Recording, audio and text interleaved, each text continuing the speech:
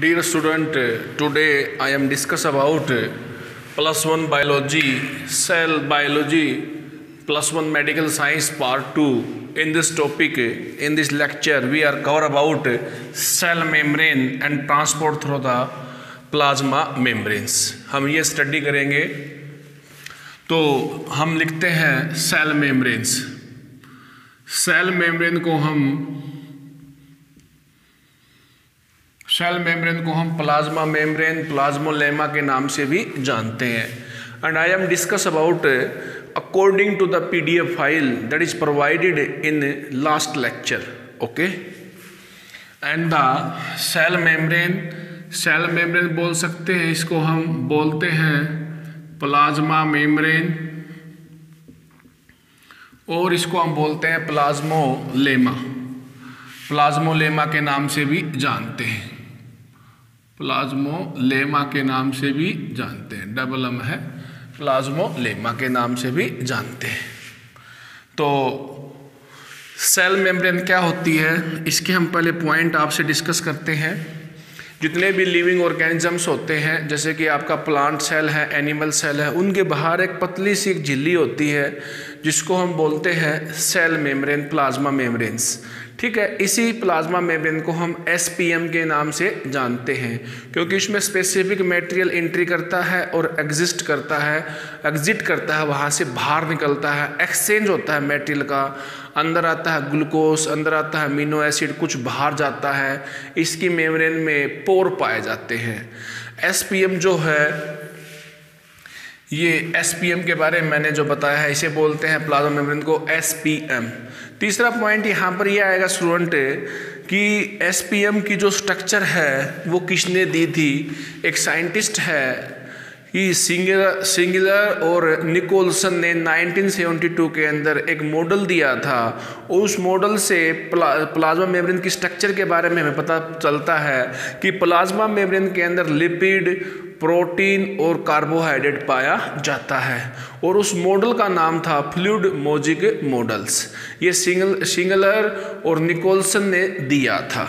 Okay, अब हम ये लिखते हैं, मैंने डिस्कस कर दिया आपके सामने, ध्यान से सुनना। मान लेते हैं ये आपका सेल है, तो इस सेल के अंदर यहाँ पर न्यूक्लियस है, यहाँ पर लिक्विड है, साइटोप्लाज्म है और यहाँ पर माइटोकॉन्ड्रिया है, काफ़ी चीज़ें मिलती हैं सेल के अंदर। तो बाहर जो एक पतली सी झिल्ली होती है एनिमल सेल के बाहर, तो उसको हम बोलते हैं सेल मेम्ब्रेन। क्या बोलते हैं? Cell membrane. यदि ये प्लांट सेल होता तो इसके बाहर एक झिल्ली और होती जिसको हम बोलते हैं सेल वॉल। क्या बोलते हैं? Cell wall. ठीक है, तो प्लांट सेल में तो सेल वॉल पाई जाती है। तो कहने का मतलब ये है कि पहले एनिमल सेल में सेल वॉल नहीं होती तो ये बाहर वाली झिल्ली नहीं होगी। तो हम all the living cell, point to be noted student, all the living cell are surrounded by the thin membrane. बहुत ही पतली मेम्ब्रेन होती है।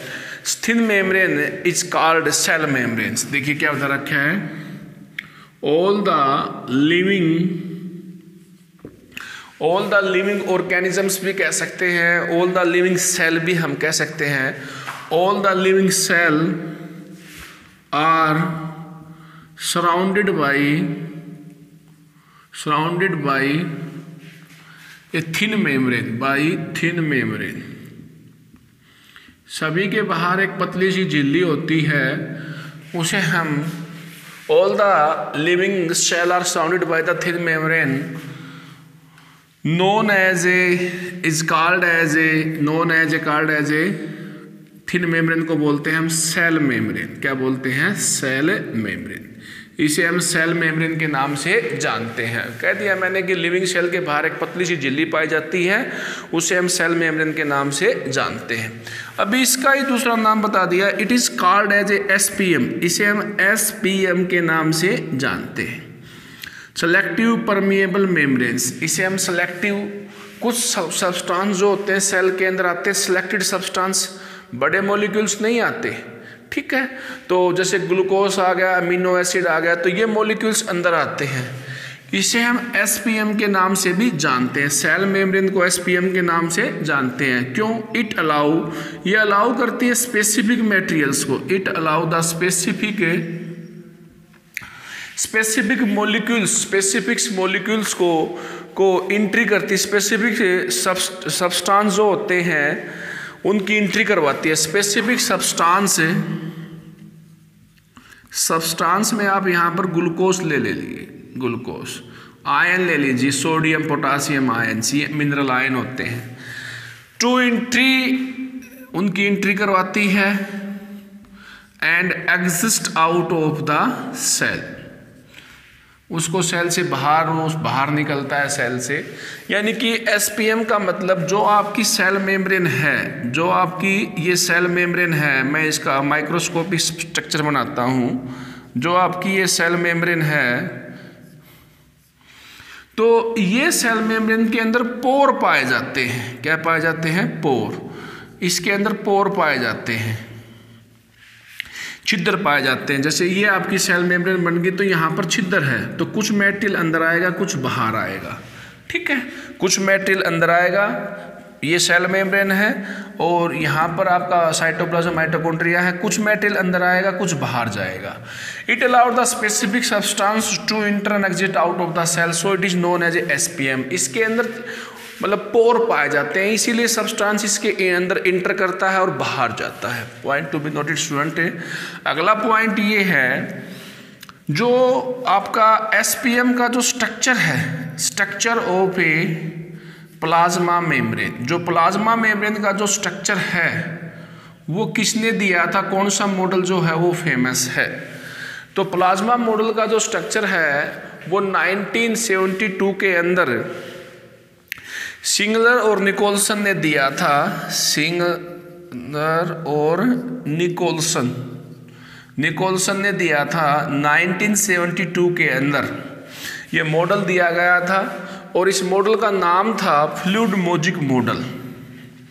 इस मॉडल का नाम था फ्लूइड मोजिक मॉडल के नाम से जानते हैं।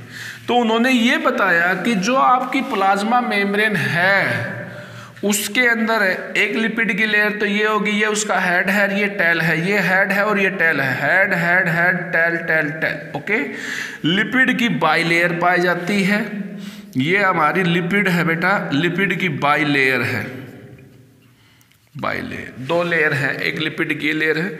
यानी कि आपकी जो प्लाज्मा मेम्ब्रेन है मोजिक मॉडल के हिसाब से हम ये कह सकते हैं कि इसकी कंपोजिशन क्या है, इसमें लिपिड पाया जाता है, प्रोटीन पाया जाता है, प्रोटीन, लिपिड और कार्बोहाइड्रेट। स्टूडेंट ध्यान से सुने, कार्बोहाइड्रेट में यहाँ पर शुगर आएगी, कुछ शुगर का मॉलिक्यूल्स पाएगा, मान लो ये शुगर है, ये शुगर है, ठीक है, ये आपका लिपिड है, क्या बेटे, लिपिड, ठीक है। और आपका प्रोटीन पाया जाता है, कुछ प्रोटीन बाहर होता है, कुछ प्रोटीन इसके अंदर होता है। ये प्रोटीन, मान लो ये प्रोटीन का मॉलिक्यूल्स है, कुछ प्रोटीन बाहर होता है और कुछ प्रोटीन अंदर होता है।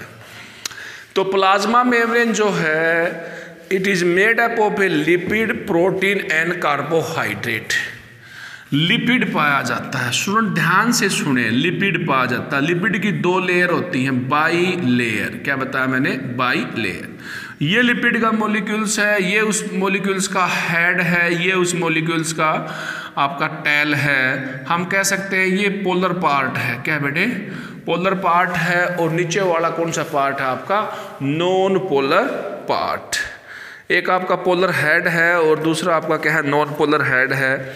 जो ऊपर वाला जो पार्ट होता है, ये पोलर पार्ट जो है, दिस इज ए हाइड्रोफिलिक, यानी कि ये जो ऊपर वाली जो कैप दिखाई दे रही है ये पानी के कांटेक्ट में रहेगी, ये वाटर लविंग है।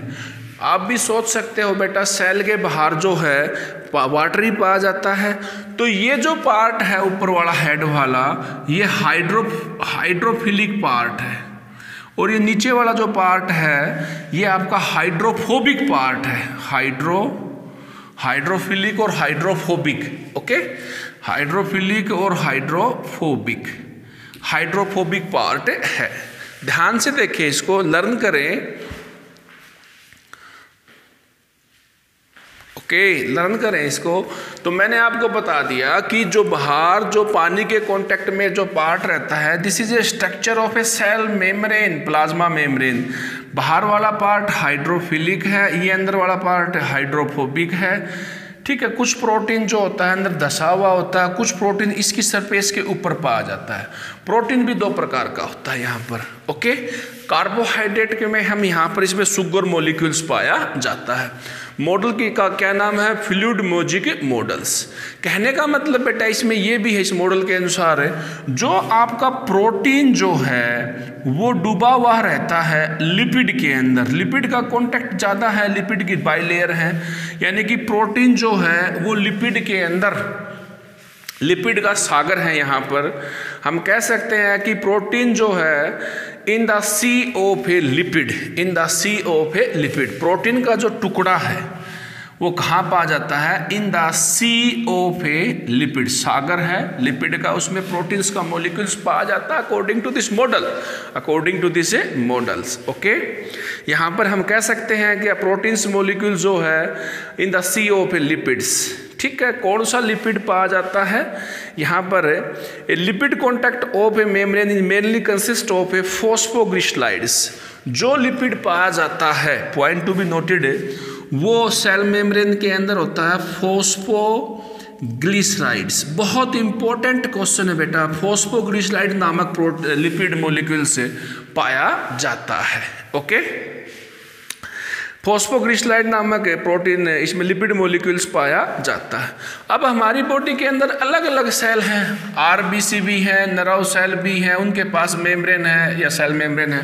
तो अलग अलग से मेम्ब्रेन के अंदर, अलग अलग झिल्ली के अंदर प्रोटीन और लिपिड की मात्रा वेरिएबल पाई जाती है, अलग अलग पाई जाती है। ऐसा नहीं है, कॉन्स्टेंट नहीं है। आरबीसी में कुछ प्रोटीन है, नर्व सेल में कुछ प्रोटीन है, किसी में लिपिड की मात्रा कम है, किसी में लिपिड की मात्रा ज़्यादा है, उसके होमवर्क पर भी डिपेंड करता है, ठीक है। यहाँ पर हम ये भी कह सकते हैं the ratio of the protein and lipid are vary in the different cells, in the different cell. तो इसमें मैंने आपको बता दिया कि जो लिपिड कॉन्टैक्ट है वो फॉस्फोग्लिसराइड से पाया जाता है, ओके। तो हम इसको नोट कर लें, इसको समझें, बहुत इंपॉर्टेंट बात है ये, ठीक है। आगे देखिए बेटे क्या बता रखा है, स्टूडेंट ध्यान से देखें, सबसे इंटरेस्टिंग सब्जेक्ट है बायोलॉजी। बायोलॉजी में मैं महत्वपूर्ण बात बताने जा रहा हूं कि डायग्राम जो एनसीईआरटी के अंदर दे रखे हैं सेल बायोलॉजी के अंदर, वो अपने डायग्राम बच्चे बनाएं, कम से कम सेल के सारे डायग्राम्स याद रखें। अब आपका रिजल्ट भी आने वाला है, उसके लिए बेस्ट ऑफ लक। और मेरा कहने का मतलब ये है कि आप रिजल्ट कैसा भी हो अब पेपर, लेकिन अब आपको बायोलॉजी में जो है डायग्राम सारे लर्न करने हैं, रफ कॉपी में बनाने। तो स्टूडेंट इसके बाद में हम आ जाते हैं यहाँ पर कि क्या फंक्शन है सेल मेम्ब्रेन का या प्लाज्मा मेम्ब्रेन का। ये तो हम कह सकते हैं कि function of a cell membranes, ये थोड़ा अलग टॉपिक है बेटा, लेकिन याद रख लेना इसको, function of a cell membranes. Cell membrane देखिए भाई, सेल मेम्ब्रेन जैसी होगी वैसी सेल को शेप मिलेगी, क्योंकि बाहर का कवच है ये। तो सेल मेम्ब्रेन जो होती है शेप प्रोवाइड करती है। क्या प्रोवाइड करती है? शेप। तो इसको हम ऐसे भी लिख सकते हैं कि it provide the cell shape. जैसे आरबीसी को शेप दे दी, नर्व सेल को शेप दे दी, शेप देती है। It provide the cell shape, provide करती है, प्रदान करती है, सेल को शेप प्रदान करती है। ये इसका पहला होमवर्क है। सिंपल सी बात है बेटा, इसे प्लाज्मा मेम्ब्रेन, प्लाज्मोलेमा के नाम से, एसपीएम के नाम से जानते हैं। दूसरा क्या है, ऐसा क्या करती है भाई, आपका जो मटेरियल जो है, जो सेल का जो कांटेक्ट है उसको बंद रखती है। जैसे माइटोकॉन्ड्रिया होता है, उसको अंदर रहता है। It enclose the cell contact, यानी कि प्लाज्मा मेम्ब्रेन जो उसका कवच है, it enclose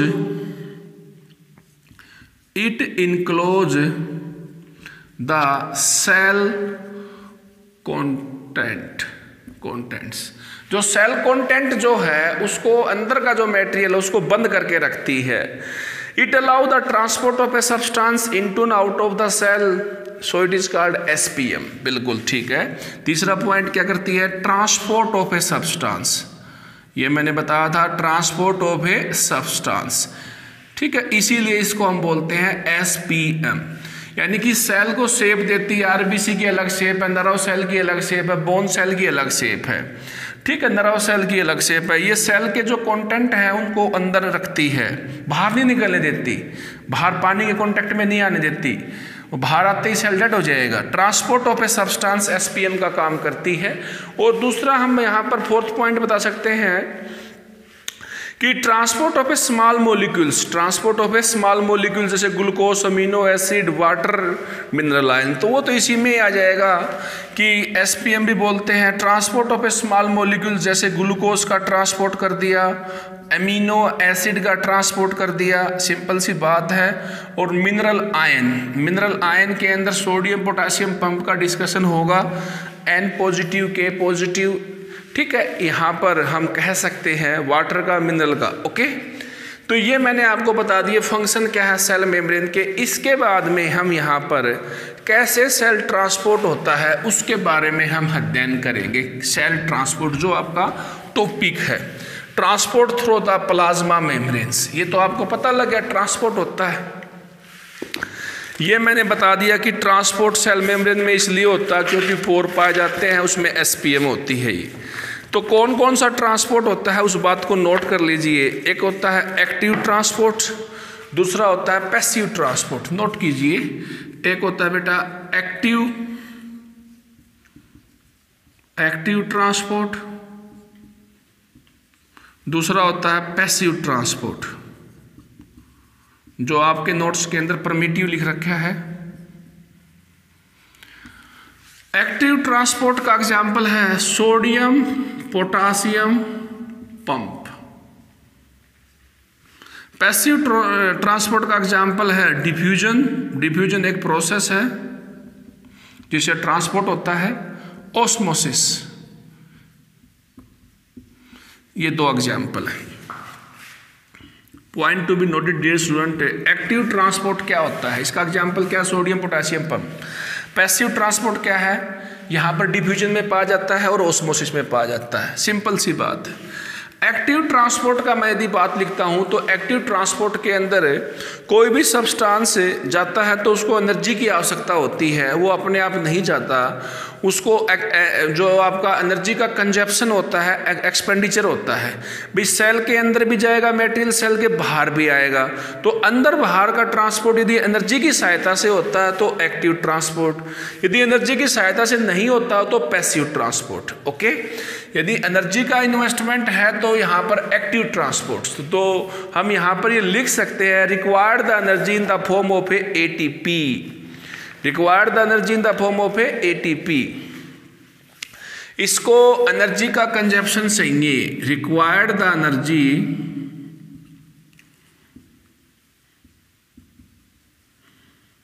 in the form of, energy तो हमारी बॉडी में ATP की फॉर्म में ही होती है, in the form of A ATP। तो यहाँ पर एनर्जी की रिक्वायरमेंट है in case of A sodium potassium pump. ये ऐसे ट्रांसपोर्ट नहीं होगा, सोडियम पोटासियम आना जाना इनका ऐसे एक्सचेंज आयन नहीं होंगे, एनर्जी की आवश्यकता है। तो पहला पॉइंट है एक्टिव ट्रांसपोर्ट। ओके, दूसरा इसमें यहाँ पर यह बता रखा है एक्टिव ट्रांसपोर्ट के अंदर कि आपका मोलिक्यूल ट्रांसपोर्ट होगा अगेंस्ट द कंसंट्रेशन ग्रेडियंट्स। दूसरा पॉइंट ये है, मान लीजिए, समझे इस बात को, यहाँ पर आयन की कंसंट्रेशन कम है और यहाँ पर आयन की कंसंट्रेशन ज़्यादा है, तो ज़्यादा से कम की तरफ आता है आपका आयन, आपका मॉलिक्यूल्स, लेकिन यहाँ पर अगेंस्ट हुआ है तो कम से ज़्यादा की तरफ जाएगा with the help of A energy. तो यहाँ पर जो है आपका ट्रांसपोर्ट होता है अगेंस्ट द कंसंट्रेशन ग्रेडियंट, ठीक है, ये भी नोट्स में लिख रखा है। यहाँ पर few molecules and ion are transported against the concentration gradient with the help of energy in the form of ATP known as a active transports. Active transport से may also through the a carrier molecules, किसकी सहायता से होते हैं, career molecules की सहायता से, career molecules की सहायता से ये प्रोसेस होता है। इसको आप ये समझ सकते हो, मान लीजिए ये एक आपका बीकर है, यहाँ पर सॉल्यूशन की कंसंट्रेशन, यहाँ पर मॉलिक्यूल्स आयन की कंसंट्रेशन कम है, और यहाँ पर आपको साफ साफ दिखाई दे रहा है कि यहाँ पर आयन जो है आपके मॉलिक्यूल्स आयन जो हैं ज़्यादा हैं। तो यहाँ से आपका ट्रांसपोर्ट होगा इस तरफ, ये आपका ट्रांसपोर्ट, ये एसपीएम है, एसपीएम ही है क्योंकि सेल के अंदर ट्रांसपोर्ट और स्पेसिफिक सब्सटेंस अंदर जा रहा है। तो मेरा कहने का मतलब यहाँ पर एटीपी का यूज होगा। किसका यूज होगा बेटा? एटीपी का, मॉलिक्यूल्स का यूज होगा। और यहाँ पर ये कंसंट्रेशन के अगेंस्ट है, यहाँ पर कम है कंसंट्रेशन, यहाँ पर ज़्यादा है। तो लो कंसंट्रेशन से हाई कंसंट्रेशन की तरफ मॉलिक्यूल्स का आगमन होता है, चलते हैं एनर्जी की सहायता से, तो उसको बोलते हैं हम एक्टिव ट्रांसपोर्ट। ओके, अब देखिए इन्होंने बता रखा है पैसिव ट्रांसपोर्ट। पैसिव ट्रांसपोर्ट में there is no expenditure, no consumption of energy. Simple सी बात है, यहाँ पर रिक्वायरमेंट थी एनर्जी की, तो पैसिव ट्रांसपोर्ट के अंदर देयर नो नीड